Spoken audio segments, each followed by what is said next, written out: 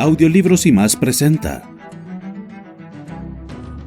La Isla del Tesoro, un libro escrito por Robert Louis Stevenson.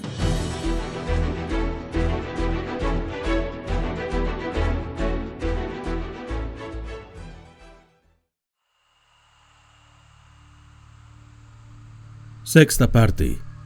El Capitán Silver. Capítulo 28. En el campo enemigo. El fulgor rojizo de la antorcha, alumbrando el interior del fortín, confirmó mis más negros presagios.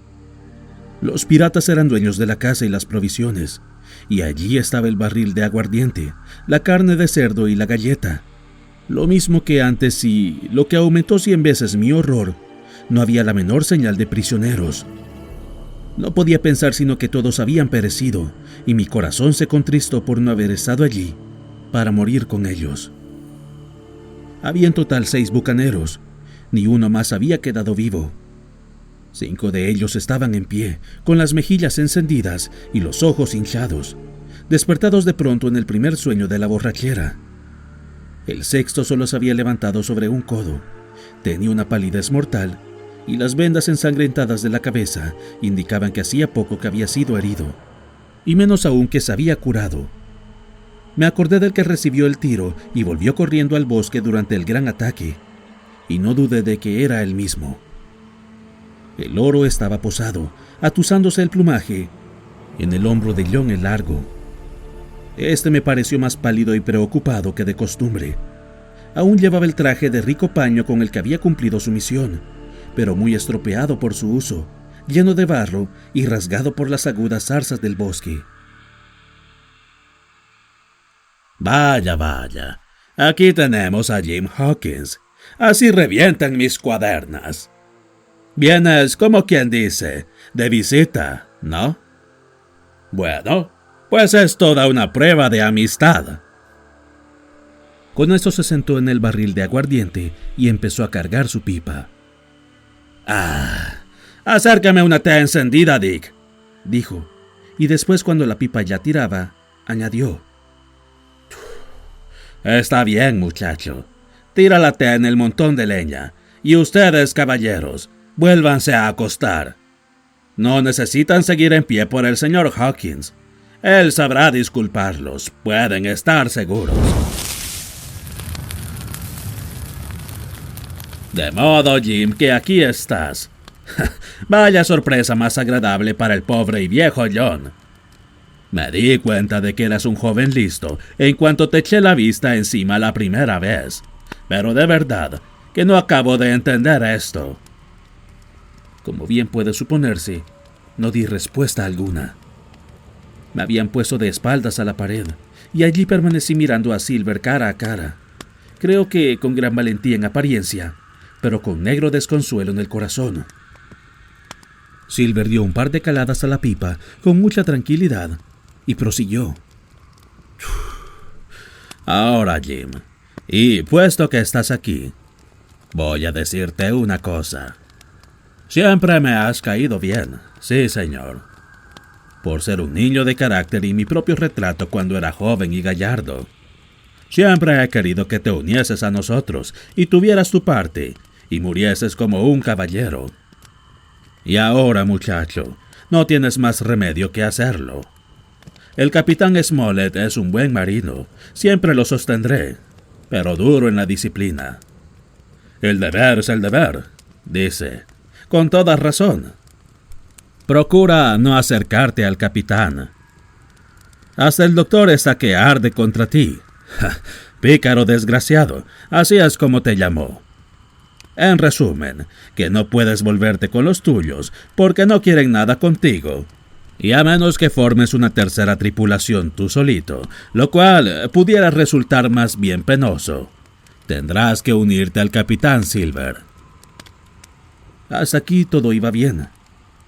Aún vivían mis amigos, y aunque creía en parte lo que Silver decía de su enojo conmigo por mi deserción, sus palabras me dejaban más consolado que dolorido. No digo nada de que te tenemos en nuestras manos, aunque te tenemos, y de eso puedes estar seguro. Yo soy hombre que gusta de dialogar. No he visto nunca que nada bueno saque de las amenazas. Si te gusta lo que te propongo, puedes unirte a nosotros. Si no te gusta, Jim, pues en libertad estás para decir que no. Libre y a tus anchas, compañero. Y si más francamente puedo hablar un navegante, nacido de madre, que me ahorquen. Entonces, ¿tengo que responder? Pregunté con trémula voz. Durante toda aquella charla burlona se me hacía sentir la amenaza de muerte que pesaba sobre mí, y las mejillas me ardían y el corazón parecía que se me iba a salir del pecho. Muchacho, nadie te mete prisa. Estudia tu rumbo. Ninguno de nosotros te apremia, compañero. Ya sabes que estamos tan ricamente en tu compañía. Bueno, dije envalentonándome un poco. Si he de escoger, lo que digo es que tengo derecho de saber qué es lo que pasa, y por qué están ustedes aquí, y dónde están mis amigos. ¿Qué es lo que pasa?, repitió uno de los bucaneros con un ronco gruñido. ¿Y quién será el afortunado que lo sepa? ¿Harás el favor de cerrar esa maldita boca hasta que se te hable, amigo?, gritó Silver con voz truculenta al que había hablado. Y luego, volviendo a su tono amable, me dijo: Ayer por la mañana, señor Hawkins, en la segunda guardia, vino el doctor Livesey con bandera de parlamento. Vino y me dijo: Capitán Silver, está usted perdido. El barco ha desaparecido. Bueno, puede ser que hubiéramos estado echando unos tragos y cantando para pasar el tiempo. No diré que no. Al menos ninguno de nosotros había vigilado. Miramos, y maldición, el bueno del barco se había marchado. Nunca vi un hato de idiotas con las caras más largas, y puedes estar seguro de que yo era el más caricontencido de todos. Bueno, dijo el doctor, vamos a hacer un trato. Lo hicimos entre él y yo, y aquí estamos nosotros con las provisiones, el aguardiente, el fortín, la leña que tuvieron la amabilidad de cortar para nosotros, y, por así decirlo, todo el bendito barco desde las crucetas a la quilla. En cuanto a ellos, se largaron. No sé dónde están. Volví a jalar tranquilamente de la pipa. Y para que no se te meta en esa cabeza la idea de que tú estabas incluido en el trato, estas fueron las últimas palabras que se dijeron. ¿Cuántos son los que se van?, pregunto yo. 4, dice él, y uno de nosotros herido. En cuanto a ese maldito niño, quién sabe dónde anda, maldito sea. Va y dice, y ni me importa tampoco. Ya estamos hartos de él. Esas fueron sus palabras. ¿Es eso todo? Bueno, eso es todo lo que te voy a decir, hijito. ¿Y ahora tengo que escoger? Y ahora, Jim Hawkins, tienes que escoger. Puedes estar bien seguro. Pues bien, no soy tan tonto para no saber qué es lo que me espera. Pues que venga lo peor, que a mí poco me importa. He visto morir a demasiados desde que tropecé con ustedes, pero hay una o dos cosas que tengo que decirle. Proseguí ya completamente fuera de mí. Y la primera es esta. Aquí están en un aprieto. Han perdido el barco, han perdido el tesoro y han perdido sus hombres. Todos sus planes por los suelos. Y si quieren saber quién hizo todo, he sido yo. Yo estaba en el barril de manzanas la noche que avisamos tierra y le oí hablar a usted, John, y a usted, Dick Johnson, y a Hans, que está ahora en el fondo del mar, y conté todo lo que dijeron. Y en cuanto a la goleta, fui yo el que cortó la amarra. Yo fui quien mató a los hombres que habían dejado a bordo. Fui yo el que la llevó donde nunca la volverán a ver, ni uno solo de ustedes. Ahora yo soy quien se ríe. Yo soy el que ha llevado la batuta en todo este asunto desde el primer momento. Y no les tengo más miedo que a una mosca. Mátenme si quieren o déjenme en paz. Pero una cosa nada más he de decir. Si me dejan, pelillos a la mar. Y cuando estén ante el tribunal por piratería, diré todo lo que pueda en su favor. Pueden escoger. Matan a uno más y no sacan nada en limpio. Déjenme con vida y tendrán un testigo que lo salve del patíbulo. Me detuve, porque les aseguro que me había quedado sin aliento. y con gran asombro mío, ninguno de ellos se movió, sino que siguieron sentados, mirándome fijamente como si fueran ovejas. Mientras seguían mirándome, yo proseguí. Y ahora, señor Silver, creo que es usted aquí el que más vale, y si las cosas llegaran a lo peor, le agradecería que le hiciese saber al doctor cómo me he portado. Lo tendré en cuenta, Hawkins, dijo Silver con un tono tan extraño que no podía yo deducir con todo mi empeño si se estaba riendo de mi petición o si mi valentía le había llegado a impresionar favorablemente. Voy a añadir una cosa más, exclamó el marinero viejo de la cara de caoba, de nombre Morgan, a quien yo había visto en la taberna de John el Largo, en los muelles de Bristol. Ese fue el que reconoció a Perro Negro. Pues bien, yo voy a añadir otra cosa más, maldita sea, porque fue este mismo niño el que le robó el mapa a Billy Bones. Del principio al fin nos hemos estrellado contra Jim Hawkins. Pues esto se ha acabado, dijo Morgan con un juramento, y se irguió de un salto y tiró del cuchillo como si en ese momento tuviera 20 años. ¡Alto ahí!, dijo Silver. ¿Quién te crees que eres, Tom Morgan? Puede que te hayas creído aquí el capitán. Por el diablo que voy a darte una lección. Ponte delante de mí e irás a donde muchos hombres mejores que tú han ido antes. Del primero al último, de 30 años acá. Unos a colgar de un mástil, otros por encima de la borda, y todos a dar de comer a los peces. No ha habido nadie que me haya mirado mal y vivido para contarlo, Tom Morgan. De eso puedes estar seguro. Morgan se quedó quieto, pero se oyó un ronco murmullo de los demás. Tom tiene razón, dijo uno. Bastante tendido que aguantar ya uno, añadió otro de ellos. Que me ahorquen si creen que voy a aguantarte a ti, John Silver. ¿Quiere alguno de ustedes, caballeros, salir a vérselas conmigo? Rugió Silver, echándose hacia adelante desde su asiento en el barril, con la pipa aún encendida en la mano derecha. Ya pueden decir lo que se les cruza por la cabeza, que me parece que no son mudos. El que quiera lo suyo se lo va a llevar. He vivido todos estos años para que un malnacido hijo de perra venga al final a cruzárseme por la proa. Ya saben cómo se hacen las cosas, puesto que todos son caballeros de fortuna, según dicen. Bien, pues estoy listo. Que coja un sable el que se atreva, y con muleta y todo. Voy a ver el color que tiene por dentro, antes de que se acabe la pipa. Ni uno solo se movió. Nadie contestó. ¿Con qué esas tenemos, ah? Añadió, con la pipa otra vez en la boca. ¡Ja! Menuda gente.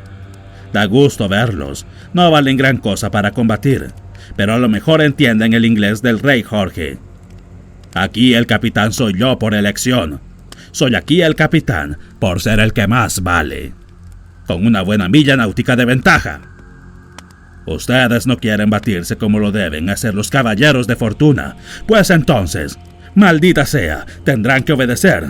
De eso pueden estar seguros. Hubo después un largo silencio. Yo seguía pegado a la pared, con el corazón golpeándome todavía como un martillo pilón, pero con un rayo de esperanza fulgurando en mi pecho. Silver se apoyó en la pared con los brazos cruzados, la pipa en la comisura de los labios, tan tranquilo como si hubiera estado en la iglesia. Sin embargo, su mirada furtiva se movía sin cesar, y con el rabillo del ojo no perdía de vista a sus indómitos secuaces. Estos, por su parte, fueron poco a poco agrupándose en el otro extremo del fortín, y el apagado siseo de su conversación sonaba en mis oídos con la persistencia de una corriente. Uno tras otro levantaban de vez en cuando la mirada, y la luz roja de la antorcha caía un instante sobre las caras nerviosas. Pero no era a mí a quien miraban, sino a Silver. Parece que tienen mucho que decir. Pues afuera con ello, y que lo oiga yo. O se ponen listos para el ataque. Con permiso, mi capitán, contestó uno de ellos. Usted no hace mucho caso de alguna de las reglas. Puede ser que tenga la bondad de tener presente las demás. Esta tripulación está descontenta. A esa tripulación no le gusta que se la trate a palos. Esa tripulación tiene sus derechos, como todas, y me tomo la libertad de decirlo, y conforme a sus propias reglas, entiendo que podemos reunirnos para dialogar. Con su permiso, mi capitán, pues reconozco que de momento lo es usted, pero exijo mis derechos y salgo fuera para celebrar consejo. Y con una ceremoniosa venia marinera, aquel sujeto, un hombre larguirucho, feo, de ojos amarillentos y de unos 35 años, avanzó sereno hasta la puerta y salió de la casa. Uno tras otro, los demás siguieron su ejemplo, cada uno haciendo el saludo al pasar, y cada uno añadiendo alguna disculpa. Conforme a las reglas, dijo uno. Consejo del personal de proa, dijo Morgan. Y así, con una observación u otra, fueron saliendo todos, y nos dejaron solos a Silver y a mí con la antorcha. El cocinero se quitó a escape la pipa de la boca.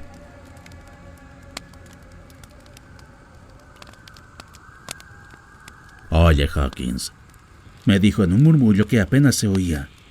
Estás a menos de un pelo de la muerte, y lo que es muchísimo peor, de que te den tormento. Me van a deponer, pero fíjate que estoy de tu parte, ocurra lo que ocurra. No era esa mi intención, por lo menos hasta que hablaste. Yo estaba loco y desesperado por perder tanto dinero y que encima me ahorcaran, pero he visto que eres hombre de valía, y esto es lo que me digo. Tú mantente al lado de Hawkins, John, y Hawkins estará de tu lado. Tú eres su última carta, y por todos los demonios, John, él es la tuya. Codo con codo, es lo que digo yo. Tú salvas a tu testigo, y él te salva el pescuezo. Empecé a comprender vagamente. ¿Quiere usted decir que todo está perdido? Sí, por todos los diablos, claro que sí. El barco perdido, el pescuezo perdido. Así son las cosas. Cuando miré a la bahía, Jim Hawkins, y no vi la goleta, bueno, soy hombre duro de pelar, pero me di por vencido. En cuanto a esa gente y su consejo, fíjate en lo que digo. Son tontos de remate y cobardes. Si puedo impedirlo, no permitiré que te maten. Pero, mira, Jim, un favor por otro. Tú salvarás al viejo John de la horca. Yo estaba lleno de confusiones. Me parecía cosa tan imposible lo que me pedía. Él, el viejo bucanero, el cabecilla de la rebelión. Lo que pueda hacer, lo haré. Trato hecho. Hablas con valentía, y por todos los diablos, tengo una posibilidad. Fue renqueando hasta la antorcha clavada en la leña y volvió a encender la pipa. Entiéndame, Jim. Yo tengo la cabeza sobre los hombros, sí, señor. Ahora estoy del lado del Squire. Sé que tienes el barco a buen recaudo en alguna parte. ¿Cómo lo has hecho? No lo sé, pero está a buen recaudo. Me figuro que Hans y O'Brien se ablandaron. Nunca creí mucho en ninguno de ellos. Y ahora, fíjate en lo que te digo. Yo no hago preguntas, ni voy a dejar que otros las hagan. Sé reconocer cuando una partida se ha perdido, sí, señor. Y también sé reconocer a un muchacho que es firme. Ah, tú que eres joven. Tú y yo podíamos haber hecho muchas cosas buenas juntos. Sacó aguardiente del barril en un vaso de hojalata. ¿Quieres un trago, compañero?, me preguntó. Y cuando lo rechacé, dijo: Bueno, tomaré yo un trago, Jim. Necesito echarme un buen trago, porque hay jaleo en puertas. Y hablando de jaleo, ¿por qué me dio el doctor el mapa, Jim? Mi cara debió de expresar tan ingenuo asombro que él vio la inutilidad de más preguntas. Bien, pues me lo dio, ya ves. Y algo hay detrás de eso, no hay duda. Seguramente que hay algo detrás de eso, Jim. Para bien o para mal. Y tomó otro sorbo de aguardiente, sacudiendo aquella cabezota rubia, como hombre que se prepara para malos trances.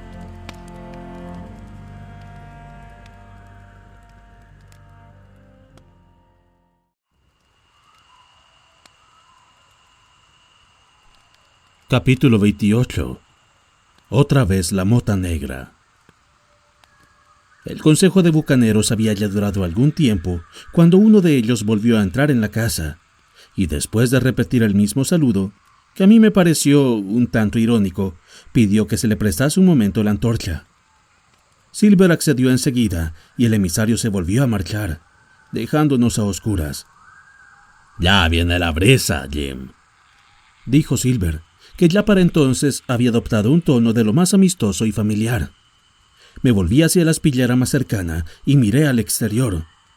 Las ascuas de la gran hoguera se habían consumido tanto y su resplandor era ya tan débil y opaco que me expliqué que los conspiradores deseasen una antorcha. Estaban reunidos en grupo a mitad de la cuesta que descendía hasta la estacada. Uno sostenía la luz, otro estaba de rodillas en medio, y vi que en la mano le brillaba la hoja de una navaja que despedía destellos a la luz de la luna y de la antorcha.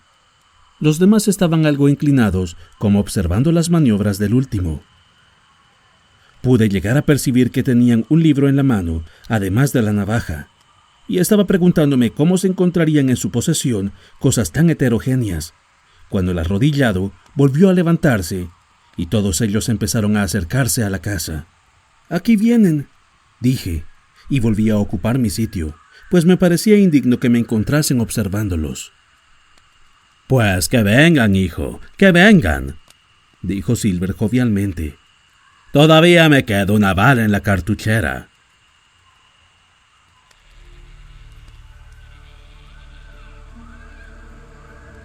Se abrió la puerta y los 5 hombres, apelotonados en el exterior, empujaron a uno de ellos hacia adentro.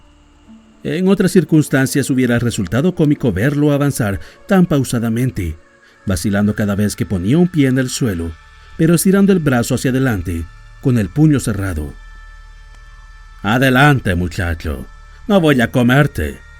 Dámela, marinero de agua dulce. Yo conozco las reglas, sí, señor, y no voy a hacerle nada a un emisario».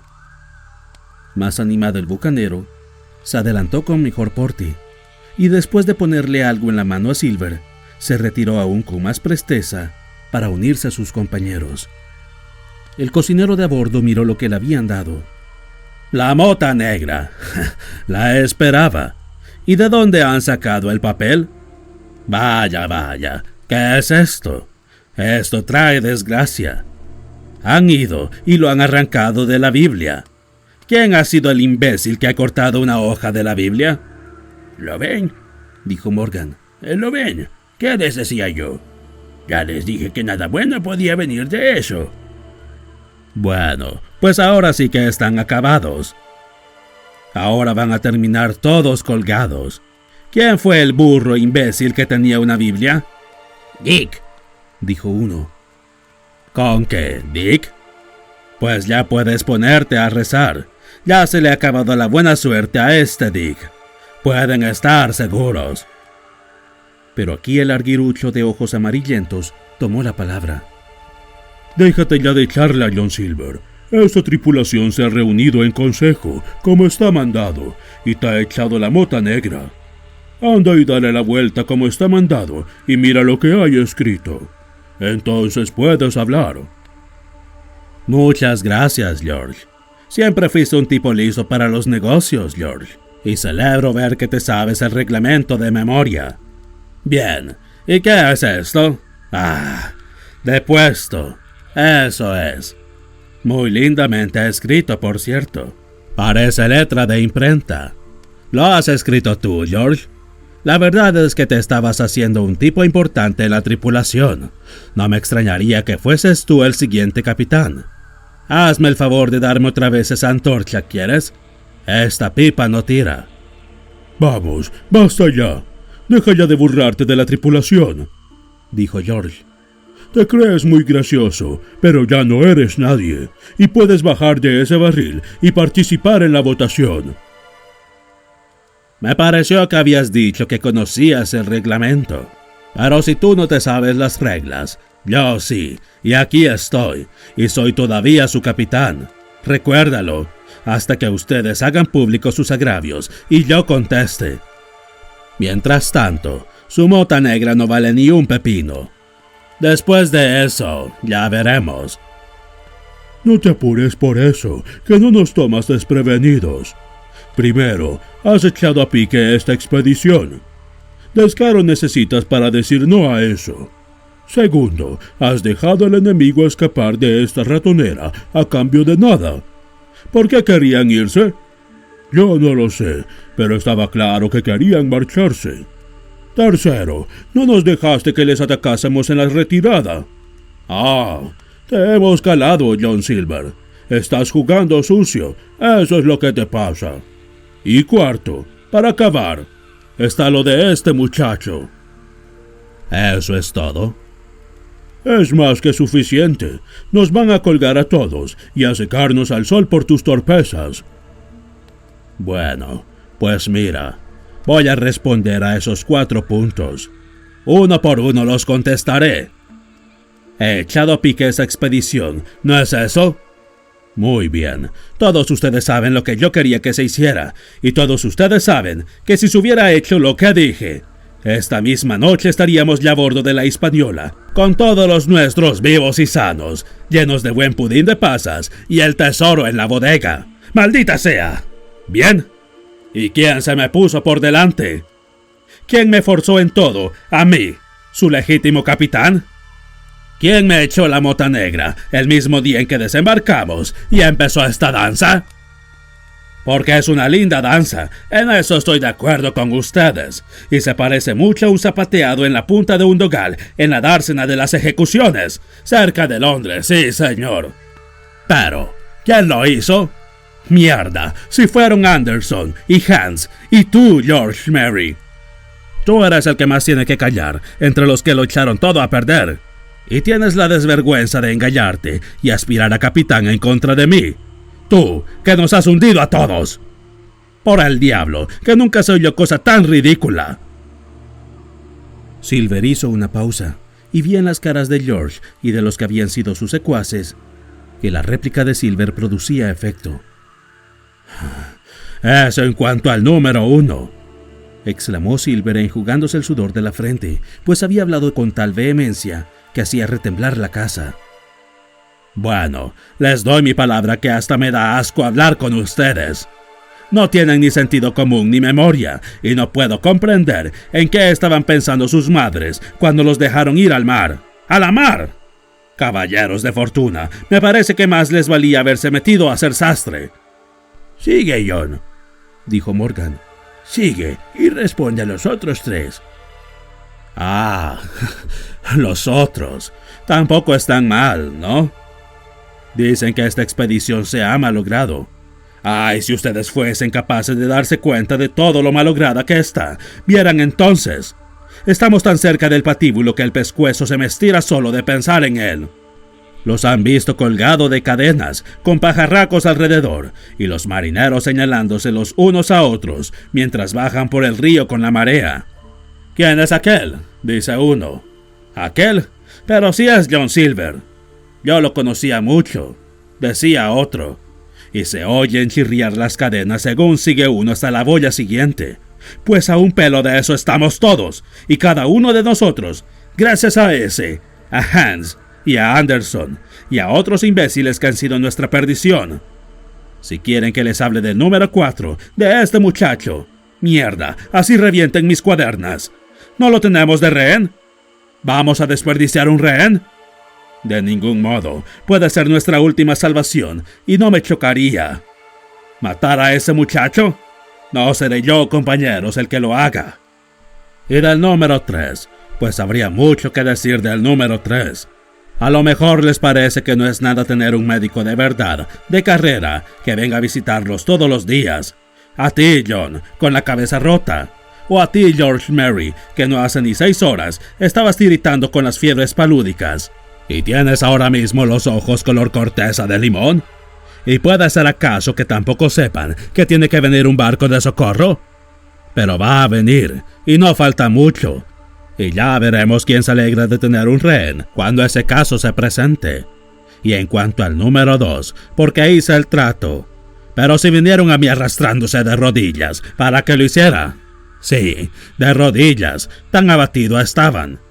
Y además, que todos hubieran muerto de hambre si no hubiera hecho el trato. Pero todo esto es lo de menos. Miren eso, por eso hice el trato. Y tiró al suelo un papel que reconocí enseguida. Era el mismo mapa en papel amarillento con las 3 cruces rojas que yo encontré envuelto en hule en el fondo del cofre del capitán. ¿Por qué eso lo había dado el doctor? Era cosa que no me alcanzaba a imaginar. Pero si tal cosa me resultaba inexplicable, a los supervivientes de los amotinados, la aparición del mapa les pareció increíble. Saltaron sobre él como gatos sobre un ratón.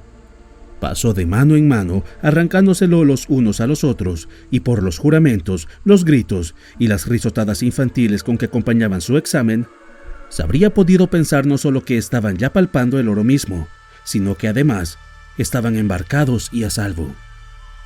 Sí, eso es de Flint, no hay duda, dijo Morgan. JF, y debajo una rúbrica acabada con un clavito. Así es como lo hacía siempre. Muy bonito, dijo George. Pero ¿cómo nos vamos a marchar con el tesoro si no tenemos barco? Silver se irguió de un salto y apoyándose con la mano en la pared, dijo: Ahora voy a hacerte una advertencia, George. Una majadería más de las tuyas y vas a tener que vértelas conmigo. ¿Que cómo vamos a irnos? ¿Acaso lo sé yo?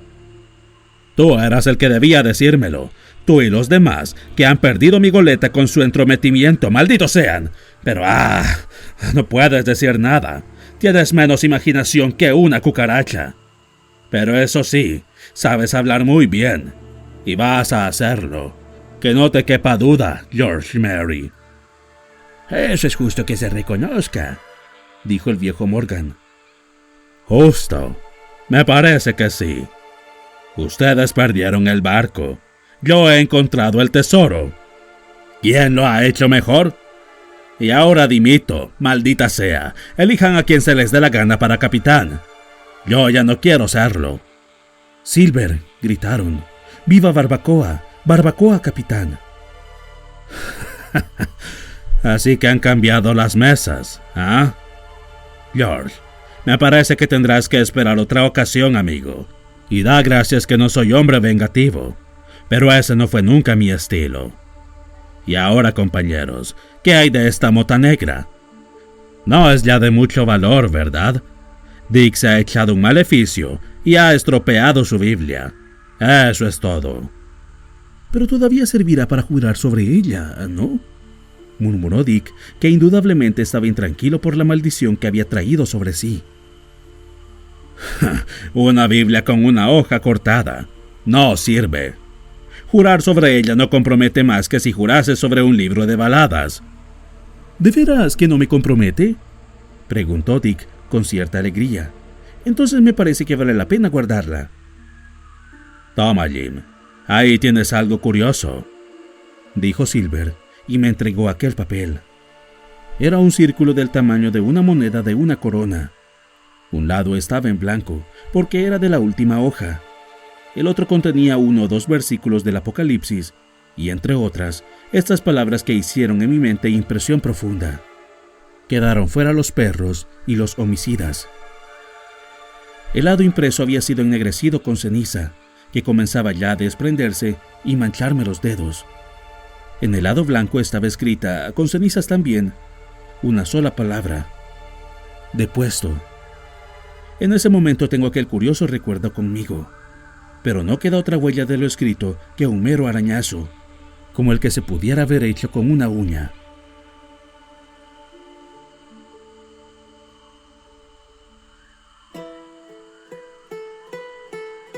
Con aquello dio fin el quehacer de la noche. Poco después, con una ronda de aguardiente, nos echamos todos a dormir. Y la venganza de Silver consistió en dejar a George Merry de centinela y amenazarlo de muerte si abandonaba el puesto. Tardé mucho en poder cerrar los ojos, pues bien sabe Dios que tenía bastante en qué pensar.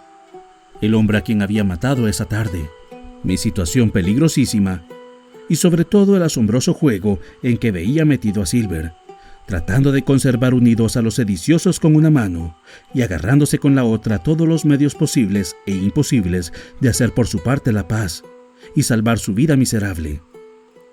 Él durmió plácidamente, y roncó con estrépito. Sin embargo, mi corazón, pese a su maldad, se condolía por él pensando en los sombríos peligros que lo rodeaban y en el infamante patíbulo que le esperaba.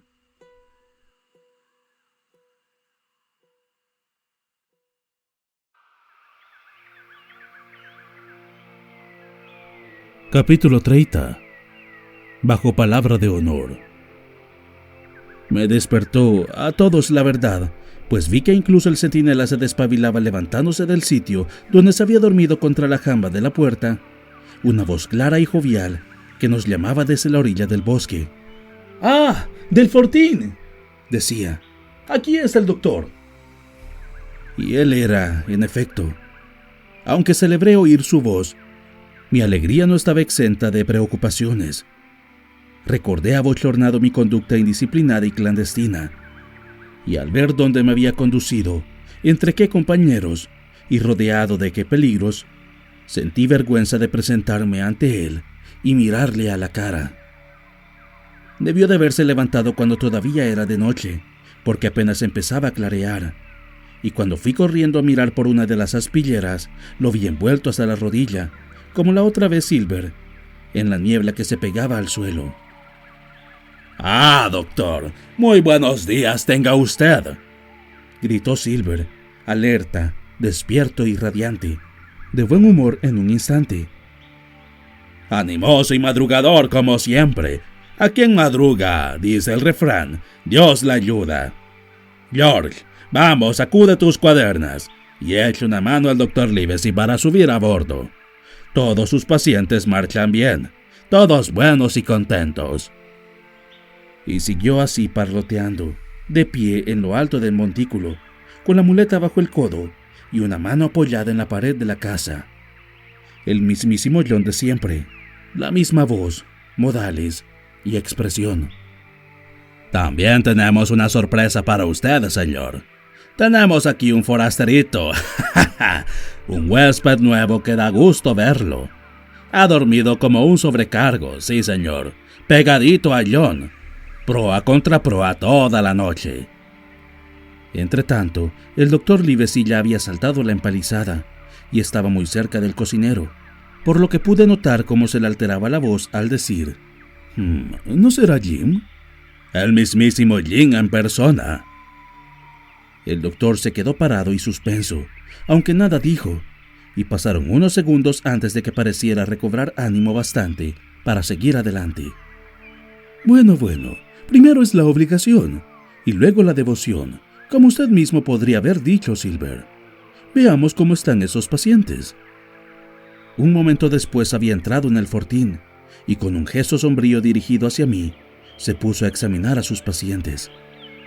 No parecía tener el menor cuidado, aunque debía de saber que su vida, entre aquellos demonios traicioneros, pendía de un hilo, y departía con sus enfermos como si estuviera haciendo la acostumbrada visita profesional a una apacible familia inglesa. Yo creo que su actitud producía su efecto en aquellos hombres, que lo trataban como si nada hubiera ocurrido, como si Livesey aún fuese el médico de a bordo, y ellos continuasen siendo leales y fieles tripulantes. «Esto marcha bien, amigo», le dijo al de la cabeza vendada. «Y si alguno ha escapado de milagro, has sido tú. Debes de tener la cabeza más dura que una piedra». «Bien. George, ¿cómo va eso? Bonito color tienes, por cierto. Ese hígado está patas arriba. ¿Has tomado aquella medicina?» «¿Tomó la medicina, muchachos?» «Sí, señor, sí que la tomó», contestó Morgan. «Porque sabrás que desde que soy médico de amotinados, o médico de presidio, como prefiero llamarme», dijo el doctor en su tono más agradable, «he hecho un punto de honor de no perder un solo hombre por el rey Jorge.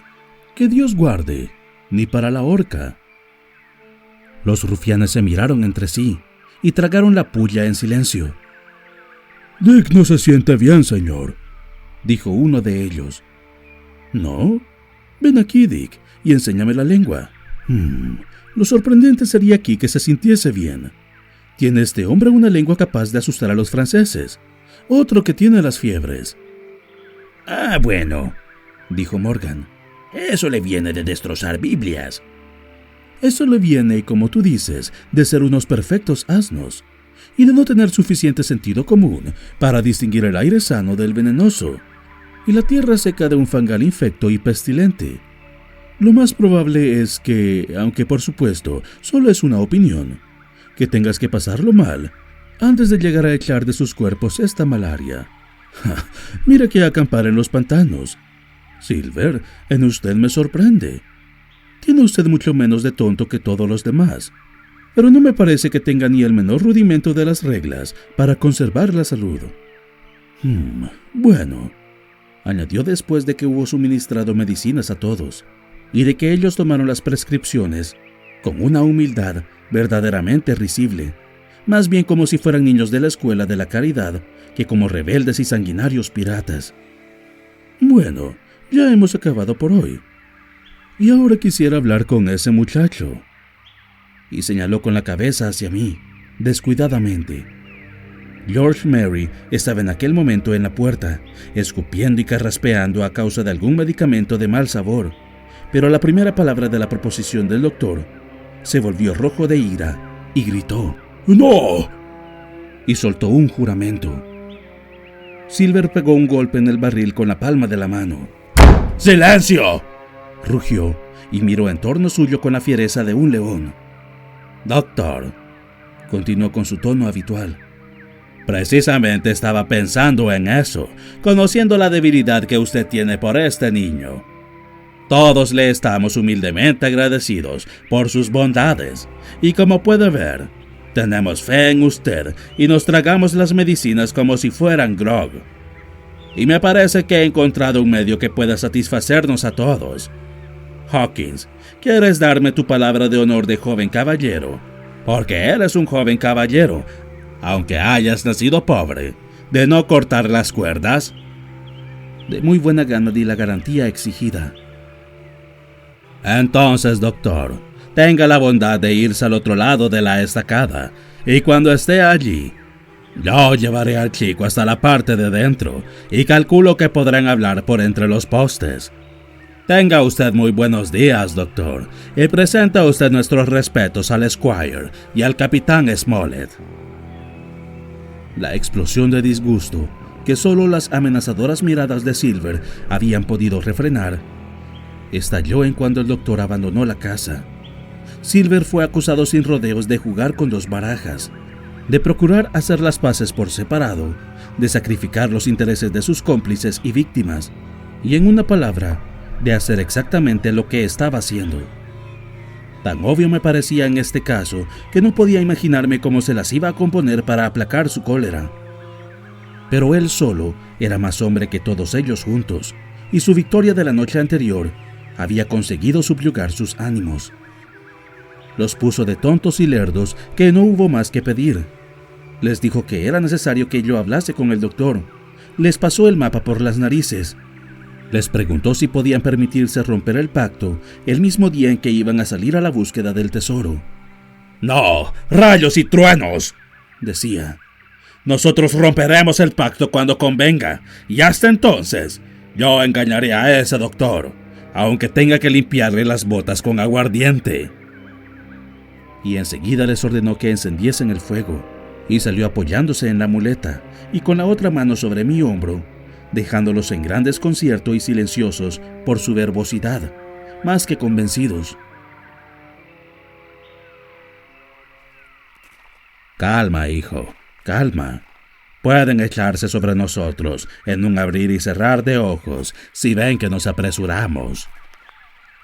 Con gran compostura, pues, avanzamos por la arena, hasta donde el doctor nos esperaba al otro lado de la estacada, y tan pronto como nos acercamos a distancia en que se pudiera hablar fácilmente, Silver se detuvo.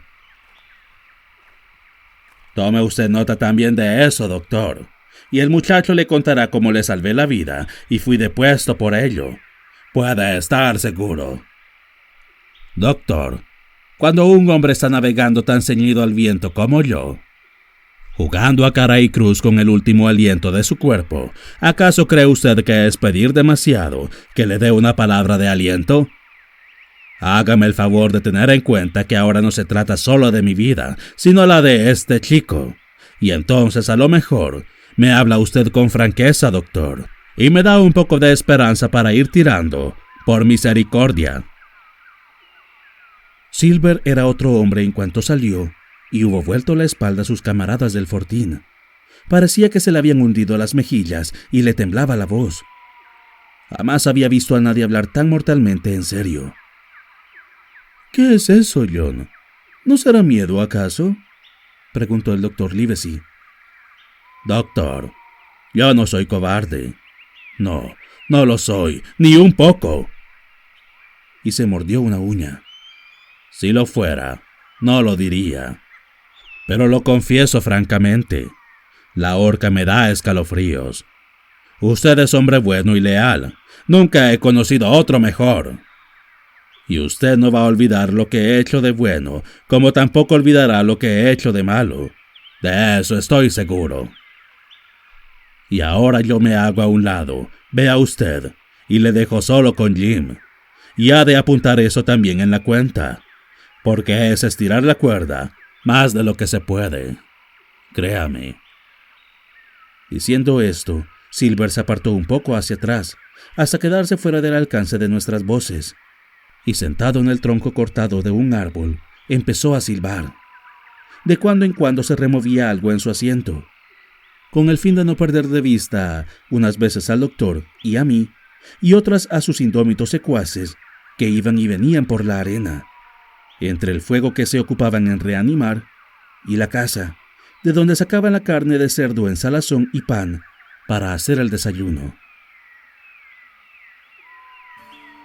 «De modo, Jim», dijo el doctor con cierta pena, «que estás aquí. Lo que has sembrado lo estás recogiendo, hijo. Bien sabe Dios que no quisiera reprocharte nada, pero sí he de decirte una cosa, sea o no dura. Cuando el capitán Smollett estaba sano, no hubieras osado escaparte, y cuando se puso enfermo y no podía remediarlo, por San Jorge, te portaste como un cobarde». Confieso que en ese momento me puse a llorar y dije: «Doctor, ¿podría usted ser menos duro conmigo? Bastante me he culpado yo a mí mismo. En todo caso, mi vida está amenazada, y ya estaría muerto si Silver no se hubiera puesto de mi parte. Y doctor, créame lo que le digo, no me importa morir, y quizá lo merezco, pero lo que me da miedo es que me torturen. Si me torturan...» «Jim», dijo el doctor, interrumpiéndome con la voz completamente alterada. «Jim, no puedo soportar esto. Salta y vámonos corriendo». «Doctor, he empeñado mi palabra». Ya lo sé. Eso ya no podemos remediarlo, Jim. Lo cargaré todo sobre mi conciencia, la culpa y el deshonor, muchacho, pero no puedo dejar que te quedes aquí. Salta. De un salto te pones de este lado y luego correremos como galgos». «No. Usted sabe muy bien que en mi lugar no sería capaz de hacerlo. Ni usted, ni el Squire, ni el capitán. Ni tampoco lo he de hacer yo. Silver ha confiado en mí. He dado mi palabra.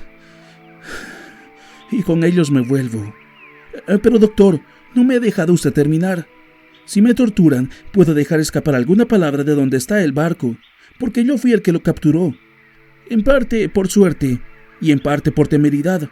Y está ahora en la cara del norte, en la playa del mediodía, un poco más abajo en donde llega la pleamar. Entre mareas tiene que estar perfectamente varado». «¿El barco?», dijo el doctor. En pocas palabras le conté mis aventuras y él me escuchó en silencio. «Hay en esto una especie de fatalidad», observó cuando hube terminado. «A cada paso tú eres el que salva nuestras vidas. ¿Y vas a figurarte que por nada en el mundo consentiríamos en dejar que perdieses la tuya? Mal pago sería, hijo. Tú descubriste el complot. Tú has encontrado a Ben Gunn, que es lo mejor que has hecho en tu vida, o que podrás hacer, aunque llegues a los 90 años. ¡Ah, por Júpiter! Y hablando de Ben Gunn, es el diablo en persona. Silver, voy a darle a usted un consejo», prosiguió cuando el cocinero se volvió a acercar. «No tenga usted prisa en buscar el tesoro». «Doctor, yo hago lo posible, que no es mucho. La única forma, con perdón de usted, de salvar mi vida y la del joven, es buscar ese tesoro. Y de eso puede estar usted seguro. Bueno, Silver, si es así, iré un paso más allá.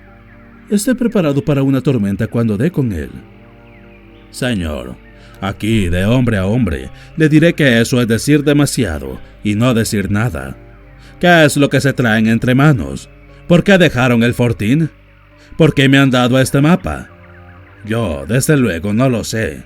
Y sin embargo, he hecho lo que me han mandado, con los ojos cerrados, y sin que me dieran una sola palabra de esperanza. Pero esto de ahora ya es demasiado. Si no quiere usted explicarme claramente de qué está hablando, decláremelo así, y yo dejo el timón. No puedo decir más. No estoy autorizado para revelarle el secreto, Silver. Si no, le doy mi palabra que se lo diría. Pero voy a llegar con usted hasta donde me atrevo, e incluso un paso más allá. Pues, o mucho me equivoco, o el capitán Smollett va a dejarme sin peluca. Ante todo, voy a darle, John Silver, un rayo de esperanza. Si los dos salimos vivos de esta boca de lobo en que nos hemos metido, haré todo lo que pueda por salvarlo, menos jurar en falso. La cara de Silver se puso radiante. No podría usted decir más, la verdad. No, señor, aunque fuera usted mi madre. Bueno, pues esa es mi primera concesión. La segunda es un consejo. Tenga siempre a Jim junto a usted, y cuando necesite auxilio, grite para pedirlo. Voy ahora mismo a buscárselo, y eso basta para probarle que no hablo por hablar. Adiós, Jim. El doctor Livesey me estrechó la mano a través de la estacada, hizo una inclinación de cabeza a Silver, y se internó a buen paso en el bosque.